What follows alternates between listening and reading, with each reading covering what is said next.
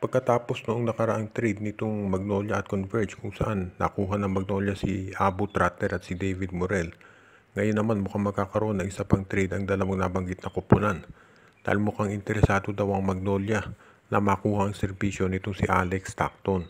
Si Stockton ay in demand mula sa napakaraming teams, alam na ninyo yan, at ngayon mukhang isang Magnolia doon sa gustong kumuha sa serbisyo nito dahil alam naman natin na ang tinatawag na trademark nitong si Coach Chito Victorero ay yung mga makukulit niyang mga point guard sa depensa at sa tingin nila ay babagay dito sa kanilang sistema itong si Alex Stockton na po pwede nilang gamitin na panggwardya dito sa mga guards katulad ng San Miguel Beer at ng TNT at Barangay Ginebra. Ngayon ang tanong na lamang ay kung sino ang kapalit dahil katulad na ibabalita na natin dati, ang Converge ay mukhang ayaw talagang bitawan itong si Alex Stockton. Kaya sa ngayon, mukhang kinakailangan gandahan ng Magnolia ang offer nila talaga. Samantala ang Converge mukhang ang binabalak nila ay itong si Alex Stockton gamitin to sa kanilang core lineup kapag nakuha na nila si Baltasar. Parang ang magiging pinaka main man down nitong Converge ay si Baltasar, si Arana, si Stockton at si Shawnee Winston. Pero sa ngayon, mukhang talagang ang Magnolia determinadong makuha ang nasabing player sa pamamagitan ng trade.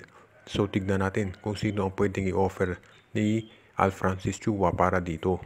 Ang update dito sa paglipat di umano ni Chris Newsome sa San Miguel o sa Barangay Ginebra ay mukhang naka-on hold pa rin dahil ang gusto lang daw i-offer ng Ginebra ay itong si Jeremiah Gray.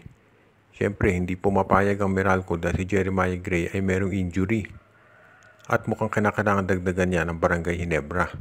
Para doon sa mga nagtatanong at nagsasabi bakit hindi na lang hintayin ng Barangay Ginebra na mag-expire yung kontrata ni Newsome.